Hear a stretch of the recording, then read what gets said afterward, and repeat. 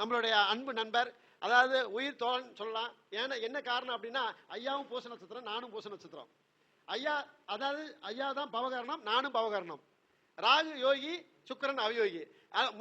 மூணு கான்செப்ட் எங்களுக்கு இணைஞ்சிருக்குது. சரிங்களா?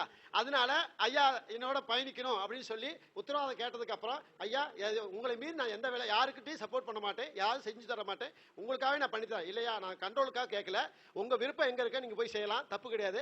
ஆனா உங்களோட ஓடுறதுக்கான பிரபஞ்சம் என்னை அனுப்பிச்சிருக்குது. அதனால நான் எல்லாத்திட்டையும் வாக்குறுதி கொடுத்துட்டேன். அதுக்காக நீ இப்படி செஞ்சு கொடுத்தா போதும், அதுக்கப்புறம் நீ யாரு கூப்பிட்டாலும் போய் நடத்திக்கிங்க, தப்பு இல்லை அப்படின்னு நான் சொல்லியிருக்கேன். சரிங்களா? அந்த அடிப்படையில் ஐயா என்னோட பயணிக்கிறாங்க. அதனால திருமண வகுப்பு அப்படின்னா, குழந்தை பேர் வகுப்புனா என்னை கான்டாக்ட் பண்ணுங்க. அதே மாதிரி ஐயா நம்பரையும் கான்டாக்ட் பண்ணுங்க. எங்க நடத்தி கொடுக்குன்னு சொன்னாலும் நான் நடத்தி கொடுப்போம். கண்டிப்பாலுமே இன்னும் புரிதல் நிறைய பேர் கேட்டிருக்காங்க, ஐயா நீங்க சொன்னதெல்லாம் விதி மாறுதே அப்படின்னு சொல்லியிருக்காங்க. அவங்கள்ட்ட நான் சொல்லியிருக்கிறேன், அதாவது கடைசியா விதியை மாறுது அப்படின்னு நினைச்சீங்கன்னா யோகி அவயோகி கையில பிடிங்க, விதி மாறாம காப்பாற்றப்படும் அப்படின்ற விதி புரிஞ்சுக்குங்க. அதாவது யோகி அவயோகிங்கிற விஷயம் உள்ள வந்து எடுத்து பார்க்கறப்ப ஒருத்தர் ஐயா கொடுத்த ஜாதகத்துல அவங்க விதி மாறுதுன்னு சொல்லி என்கிட்ட பேசினாங்க. அவங்கள்ட்ட சொன்னேன். அப்ப சொன்னதுக்கு அப்புறம் ஆஃப் ஆகி போயிட்டார் அவரு. சரியா? அப்ப சார் நீங்க சொன்ன விஷயம் அவயோகில நிக்குது, அதனால அது நல்ல பலனை கொடுக்க முடியாது, அதனால தோத்து போச்சியா அப்படின்னு சொல்லி சொன்னேன். படார் நான் அதை பார்க்கறனால அதை சொல்ல முடிஞ்சதுனால அப்போ ஆட்டோமேட்டிக்கா அவரும் சரியா இருக்கு சார், சாரி சார், மன்னிச்சுங்க அப்படின்ட்டாரு. சரிங்களா? அதனால அவசரப்பட்டு ஒரு விதி மாறுதுன்னு சொல்லி ஒருத்தரை திட்டுறதும் அவதூறா வாட்ஸ்அப்ல மெசேஜ் போடுறதும் தவறான விஷயம். சரிங்களா? அதாவது இப்ப எல்லாருமே சோசியல் என்ன கேட்கறாங்க, அதாவது 100%க்கு 70% சரியா வந்தா போதுமையா அப்படின்னு கேட்கற இடத்துக்கு வந்துட்டோமா இல்லையா? 100%க்கு எத்தனை பர்சன்ட் வந்தா? 70% வந்தா போதும். நல்ல பட்சம் புரிஞ்சுக்க. 10% தப்பு இருக்கதான் செய்யும். ஆனா இந்த இடத்துல அவர் சொன்ன விதி வந்து அவருக்கும் சப்போர்ட் பண்ணுது, பிரபஞ்சத்துக்கும் சப்போர்ட் பண்ணுது. சரிங்களா? அதே தான் அவருக்கு பிரபஞ்சம் கொடுத்த கிஃப்ட் நான் நினைக்கிறேன். அவ்வளவுதான். நல்ல பட்சம் புரியுது. இது எல்லாத்துக்கும் கொடுக்காது. எல்லாரும் கதாநாயகன் ஆக முடியாது. நல்ல பட்சம் புரிஞ்சுக்க. எல்லாரும் ஒவ்வொரு விதியில தான் கதாநாயகன் ஆக முடியும். சரிங்களா? அந்த அடிப்படையில் ஐயா வந்து இப்ப ஜோதிட கருத்துக்களை அவங்களுக்கு தெரிஞ்ச பாணியில பதிவு பண்ண வராங்க. பேச வருமாறு வருகை என்ன வர இருக்கிறேன்.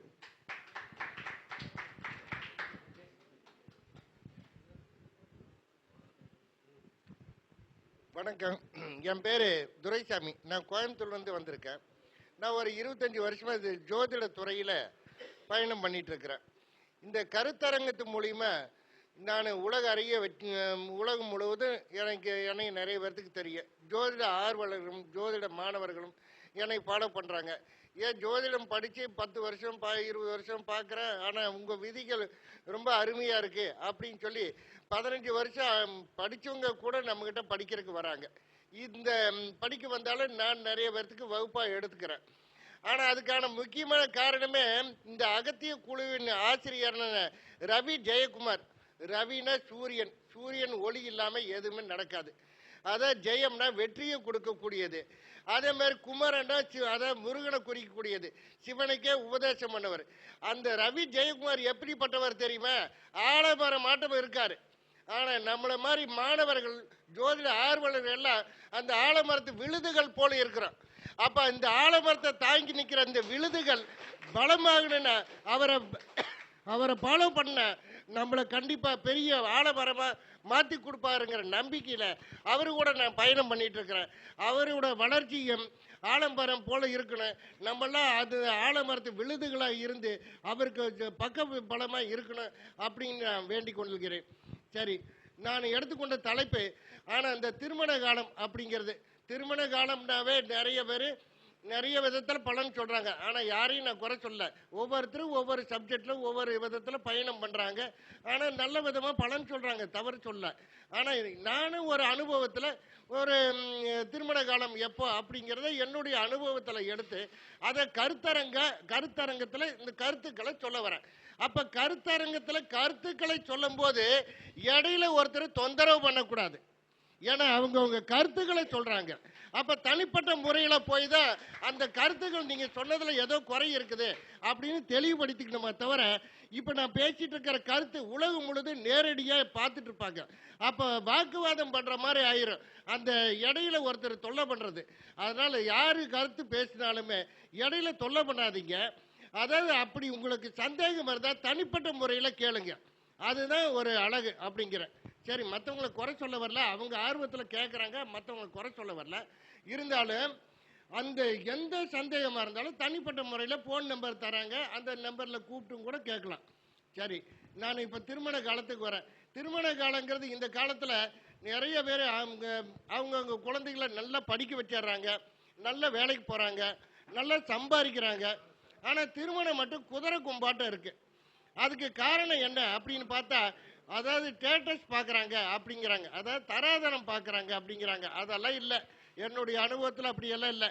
அதாவது திருமணம்னா 7ஆம் இடம், 7ஆம் அதிபதி சுக்கிரன் செவ்வாய், இதைத்தான் நிறைய பேர் பார்த்துட்டு இருக்கிறாங்க, நமக்கும் சொல்லி தந்தாங்க. ஆனால் நான் 2 வருஷம் மண்டையை பிச்சுட்டு நானும் பல 100 ஜாதகங்களை, ஆயிரக்கணக்கான ஜாதகங்களை ஆராய்ச்சி பண்ணி பார்த்து அப்போ நானாக ஒரு தனி வழியை கண்டுபிடிச்சேன். ஒவ்வொரு நம்ம ஜோதிட துறையில் இருக்கிறவங்க ஒவ்வொன்றும் ஒவ்வொரு ஆராய்ச்சியில் கண்டுபிடிச்சு அதுக்கு ஒவ்வொரு பேர் வச்சுக்குவாங்க. ஆனால் நான் எந்த பேரும் வைக்கல. ஆனால் பாரம்பரிய முறையில் தான் நான் அந்த திசை புத்தியில் தான் ஒரு சம்பவம் நடக்கும், நல்லதோ கெட்டதோ அப்படின்னு சொல்லி நான் எடுத்து அதை பலனாக சொல்லிட்டு இருக்கிறேன். நான் நிறைய பேச வரல. அதனால் உதாரணம், நான் எப்பவுமே ஒரு போர்டு வச்சு விளக்கத்தோடு பேசினா தான் எனக்கு ஒரு திருப்தி, பார்க்குறவங்களுக்கு கேட்குறவங்களுக்கு ஒரு சந்தோஷம். இந்த அரங்கத்தில் இன்னைக்கு போர்டு வைக்கல, ஏன்னா இன்னைக்கு நிறைய பேர் இருக்கிறதுனால பேசுறதுக்கு நேரம் இல்லை. அப்படின்னா நான் எளிமையாக உங்களுக்கு சொல்கிறேன். அதனால 9ஆம் இடத்துக்கு சம்பந்தப்பட்ட திசை நடக்காமல் ஒருவருக்கு திருமணம் இல்லை. அது எப்படி சம்மந்தப்படுத்துறது அப்படின்னா, 9ஆம் அதிபதியை பார்த்த கிரகம், சேர்ந்த கிரகம், 9ஆம் அதிபதியின் சாரம் பெற்ற கிரகம், இப்படி இல்லைன்னா 9ஆம் அதிபதியா திசாநாதன் கூட சம்மந்தப்பட்டிருக்கணும். இப்படித்தான் நான் எடுத்துக்கிறேன். அதே மாதிரி இன்னும் கொஞ்சம் பக்கமாக பார்க்கணுன்னா, அதாவது 5 கூடைய புத்தியில இதே போலதான். அதுக்கு அடுத்து இன்னும் கொஞ்சம் பக்கமாக பார்க்கணும்னா லக்னத்துக்கு சம்பந்தப்பட்டதில்லை. இதில் தான் திருமணம், அதாவது 9, 5, 1 இது உலகம் முழுவதும் பார்க்குறாங்க. நிறைய ஜோதிடர்கள் நான் என்னுடைய கருத்து கேட்கறதுக்குன்னே நிறைய பேர் காத்துட்டு இருப்பாங்க. இப்படியெல்லாம் நிறைய பேர் பார்க்குறாங்க. சரி, அதே போல் குழந்தை பேர் அப்படின்னா குரு 5ஆம் இடம், 5ஆம் அதிபதி, இதைத்தான் நானும் படித்தேன். நிறைய பேர் உங்களுக்கு சொல்லி தந்தாங்க. ஆனால் எல்லாத்துக்கும் கரெக்டாக வருதானே எனக்கு தெரியல, எனக்கு சரியாக வரல. அப்போ நானாக ஒரு முறையை கண்டுபிடிச்சேன். அது எப்படி அப்படின்னா, லக்னத்துக்கு சம்பந்தப்பட்ட திசை நடந்தால் தான் ஒருத்தர் குழந்தை பேர். அப்போ சம்பந்தம் லேட்டாக பட்டதுன்னா லேட்டாக குழந்தை பேர், சம்பந்தம் படலைன்னா குழந்தை இல்லை. இவ்வளோதான் எளிமையாக சொல்லிட்டு போயிடுறான். அதே மாதிரி அதுக்கடுத்து இது புத்தி 5, 9 இது அதாவது புத்தி அந்தரம் இது சம்மந்தப்படும் போது அதாவது திருமணம், குழந்தை பேர் அப்படிங்கிறதுக்காக நான் சொல்ல வரேன். இது அனுபவத்தில் பல 100 ஜாதகம் இல்லை, பல ஆயிரக்கணக்கான ஜாதகங்களை ஆராய்ச்சி பண்ணி, அதாவது ஒரு வைத்தியன்னா 1000 பேரை கொண்டாதான் ஒரு வைத்தியன் அப்படின்னு சொல்லுவாங்க. அதுபோல் நான் 1000 ஜாதகங்களை ஆராய்ச்சி பண்ணி தான் இந்த கருத்துக்களை தேடி எடுத்து கண்டுபிடிச்சி பலருக்கு எளிமையாக சொல்லி கொடுத்துட்ருக்கிறேன், பலருக்கு வழிகாட்டிகிட்டு இருக்கிறேன். இதை என்கிட்ட என்னுடைய கருத்து கேட்குறவங்க கூட, இந்த தாய் தந்தையர், குழந்தை பெற்ற தாய் தந்தையர்கள் கூட சும்மா ஓரளவுக்கு அதாவது கிரகங்களையும் நட்சத்திரங்களையும் அதாவது அந்த திசா புத்தி மட்டும் தெரிஞ்சா போது அவங்களே ஜாதக பலன் நடத்து அவங்களுக்கு எப்போ அவங்களோட குழந்தைகளுக்கு எப்போ திருமணம் நடக்கும், எப்போ குழந்தை பேர் நடக்கும் கிடைக்கும் அப்படிங்கிறது எளிமையாக அவங்களே கண்டுபிடிச்சிருவாங்க. அதுபோல் நான் ரொம்ப எளிமையாக மற்றவங்களுக்கு புரிய வச்சிட்டு இருக்கிறேன். அதனால் என்கிட்ட படிக்க விரும்புகிறவங்க, அதே மாதிரி சந்தேகப்படுறவங்க, அதாவது பாடத்தில் சந்தேகம் உள்ளவங்க நேரடியாக என்னுடைய நம்பரில் தொடர்பு கொண்டு கேளுங்க. இந்த கமெண்டில் சந்தேகத்தை போட்டு மற்றவங்கள சங்கடத்தைப்படுத்தாதீங்க. எதாக இருந்தாலும் பாராட்டுகள் நடத்தலாம், ஆனால் சங்கடத்தைப்படுத்தாதீங்க. அதனால தான் என்கிட்ட படிக்கிற மாணவர்கள் இருந்தாலும் அதை வாட்ஸ்அப்லலாம் போடாதீங்க, கேள்வி கேட்காதீங்க, நேரடியாக ஃபோன் பண்ணி கேட்டு நீங்கள் தெளிவுபடுத்திங்க அப்படின்னு தான் நான் சொல்கிறேன். சரி, என்னுடைய கருத்தை கேட்ட இங்கே உள்ள மாணவர்கள், ஜோதிடர்கள், ஜோதிட ஆசான்கள் அனைவருக்கும் என்னுடைய நன்றியை தெரிவித்துக் கொள்கிறேன். அதாவது ஐயா பேசும்போது எந்த ஒரு தடுமாற்றம் இல்லாமல் தெளிவான முறையில், அதாவது உண்மையான முறையில் தன்னுடைய செய்யக்கூடிய தொழிலை நேர்மையாக மதித்து எந்த அளவுக்கு உற்சாகமாக ஆணித்தரமாக பேசுகிறான்னு பாருங்கள். அதுக்கு தான் அனுபவம் வேணும்னு அர்த்தம். சரிங்களா? இந்த அனுபவ வயசு எல்லாத்துக்கும் கிடைக்காது, அது பிரபஞ்சம் கொடுக்குற அவங்களுக்கு தான் கிடைக்கும். அந்த அடிப்படையில் ஐயாவுக்கு கிடைச்சிருக்கு. அதே மாதிரி அவங்களோட அன்பு புத்திரனான 2 பேரும் வந்திருக்காங்க. வாங்க வாங்க ஐயா, 2 பேர் வாங்க வாங்க. அதாவது இப்போ நிறைய பேர் அப்பா குழந்தைங்களுக்கு சப்போர்ட் பண்ண மாட்டாங்க, இது மாதிரி தொழில் செய்கிறப்போ, ஜாதகம் தொழில் பண்ணும்போது. ஆனால் பையங்க அப்பாவுக்கு சப்போர்ட் பண்ண மாட்டாங்க. ஆனால் இங்கே பாருங்க, மும்மூர்த்திகள் மாதிரி 3 பேர் அண்ணன் தம்பி மாதிரியே அந்த ஒரு விஷயத்தோட சப்போர்ட்டோட எங்கே போனாலும் ஜிபே பண்ணுறதுலேருந்து இல்லை மற்ற இது ஃபோன் எடுத்து பேசுறதுலேருந்து நான் எத்தனையோ முறை ஃபோன் பண்ணியிருக்கேன். பெரிய ஆள் யார் இருந்தானா நீ அவருக்கு தான் போன் போவோம், அவர் தான் எனக்கு இப்போ எடுத்து பதில் சொல்லுவார். சரிங்களா? ஆனா ஒரு நிமிஷம் கூட ஒரு ஒவ்வொருத்தர் பேசும்போது அந்த வார்த்தையே தெரியும், வித்தியாசமா தடிக்கும். ஆனா தடிக்காம அன்போட அரவணைப்போட பேசுறாங்க.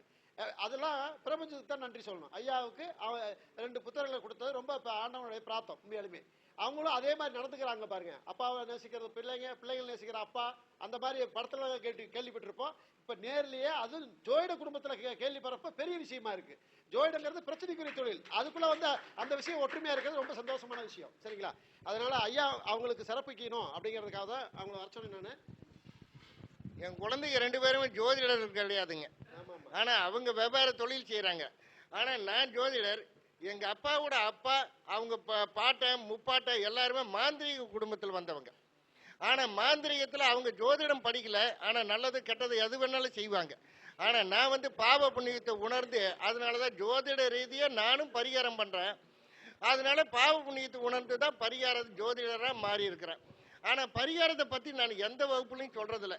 ஏன்னா நான் மட்டுமே பரிகாரம் பண்ணிக்கிறேன். ஆனா அதுக்கான விளக்கத்தை மட்டும் நான் உங்களுக்கு சொல்லிட்டு தான். ஓகே. அவரோட பெருந்தன்மை. சரிங்களா? அதே மாதிரி எங்களுக்கெல்லாம் ட்ரெஸ் எடுத்து கொடுக்கணும்னு சொல்லி கேட்டுட்டு அதெல்லாம் அதையும் கொண்டு வந்திருக்காரு பாருங்க. அதாவது இதான் ஆர்வங்கிறது. இதெல்லாம் யாருமே எதிர்பார்க்கல. அவர் கேட்டுட்டு அதை என்ன எதுக்கு கேட்குறேன் அப்படின்னு. இல்லைங்க, துண்டு போத்தி அதில் என்ன பண்ணுவோம், நான் உங்களுக்கு ஒன்று செய்யணும்னு நினைக்கிறேன் அப்படின்னு சொன்னார். ஓகே ஐயா, உங்கள் அன்பு வந்த மாதிரி செய்யுங்க அப்படின்னு.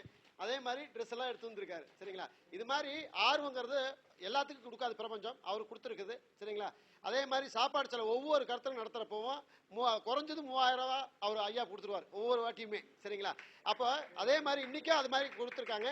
அதே மாதிரி எல்லா கருத்தரங்கத்துக்கும் யார் கருத்தங்க போறாரோ இல்லையோ என் கருத்தரங்கத்துக்கு வந்துருவார். அந்த கருத்தரங்க வந்து சிறப்பாக செஞ்சு கடைசி வரைக்கும் இருந்து செஞ்சு கொடுத்து தான் போவார். அந்த வேலையை செஞ்சிருக்காங்க. அவங்களுக்கும் கோடான கோடி நன்றிகள் அப்படின்னு சொல்லி அனைவரும் சார்பிலையும் வேண்டி விரும்பி கேட்டுக்கிறேன். அனைவரும் ஒரு கிளாப் பண்ணி சந்தோஷமா இருப்பாங்க.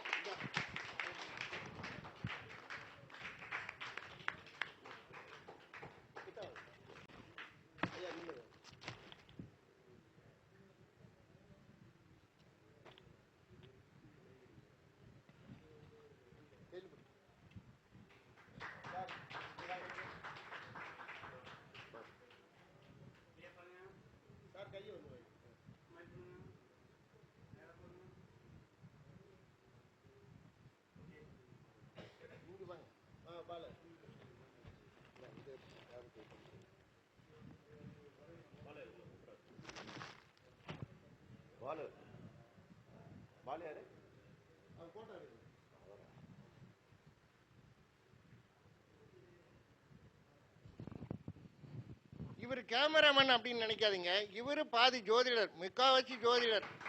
ஆனா இந்த ஜோதிடர் நிறைய ஜோதிடர்கள் கூட தான் பயணம் பண்றாரு. ஆனா இந்த ஜோதிடர் சாதாரண ஜோதிடர் இல்லைங்க. நம்மளை முழுவதும் உலகம் முழுவதும் நம்மளை வெளிக்காட்டி கொடுக்கக்கூடியவர்.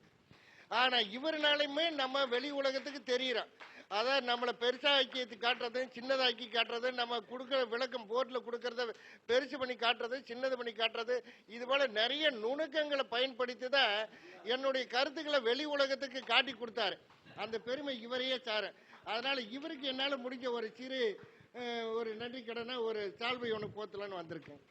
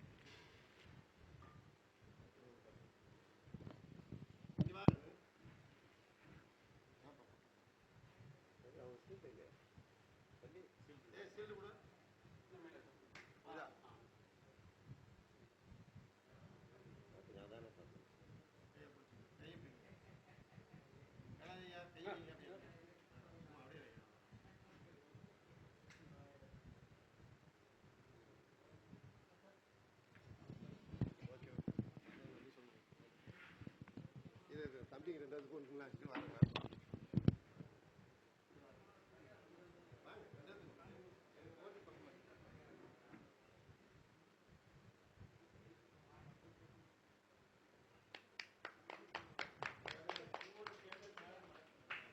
வாங்க சார், இங்க வாங்க.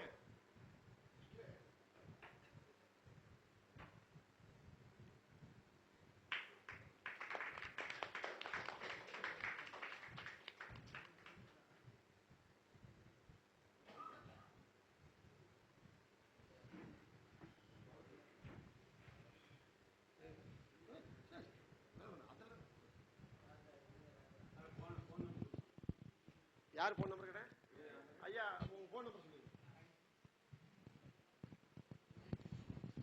என்னுடைய ஃபோன் நம்பர் 936 31 48 089 70. இன்னொரு நம்பர் சொல்கிறேன், 70 10 53 59 51. இந்த எண்ணில் ஜாதக ரீதியாக ஜோதிடர்கள் எந்த நேரத்தில் வேணாலும் சந்தேகத்தை கேட்கலாம். அதாவது மாலை 7 மணிக்கு மேலே. அதாவது ஜோதிட ரீதியான சந்தேகத்தை யார் வேணாலும் கேட்கலாம். அது நான் உங்களுக்கு எவ்வளோ நேரம் வேணாலும் அதை தெளிவுபடுத்தி உங்களுக்கு புரிய வைக்கிறேன். ஏன்னா ஜோதிடம் வளரணும் அப்படிங்கிறத என்னுடைய நோக்கமே தவிர என்னுடைய கலை அழிஞ்சிடக்கூடாது, இந்த ஜோதிட கலை அழிஞ்சிடக்கூடாது அப்படின்னு நான் நினைக்கிறேன். அதாவது நான் அனுபவப்பட்டதை மற்றவங்களுக்கு எளிமையாக நீங்களும் பலருக்கு வழிகாட்டணுங்கிறதுக்காகவே நான் 7 மணிக்கு மேலே ஜோதிடர்கள் எந்த சந்தேகமாக இருந்தாலும், அதாவது திருமண காலம்னு இல்லை, அதாவது ஜோதிடம் அப்படின்னாவே அதை பிறப்பு முதல் இறப்பு வரைக்கும் எல்லாத்துக்கும் நன்மை தீமை எல்லாமே உண்டு. அப்போ ஜோதிடர்களை நிறைய பேர் சொல்லுவாங்க, ஜோதிடர்களை யார் தேடிட்டு வராங்க, ரொம்ப கஷ்டத்தில் இருக்கிறவங்க தான் தேடிட்டு வருவாங்க. அப்படியெல்லாம் ஒன்றும் கிடையாதுங்க, நல்லதுக்கும் தேடிட்டு வராங்க. வீடு கிரக பிரசம் பண்ண வைக்கணும்னா நாள் குறித்து வர சொல்லி வராங்க, முகூர்த்தத்துக்கு நாள் குறித்து கொடுக்க வரவங்களும் வராங்க. அப்போ நல்லதுக்கும் வராங்க, கெட்டதுக்கும் வராங்க. அவங்களுக்கு வழிகாட்டக்கூடியது தான் நம்ம ஜோதிட கலை. அதனால் அது வளரணும் அப்படிங்கிறதுக்காக தான் அந்த எந்த நேரத்தில் வேணாலும் சந்தேகத்தை என்னிடம் கேளுங்க அப்படிங்கிற. நன்றி. Okay okay okay.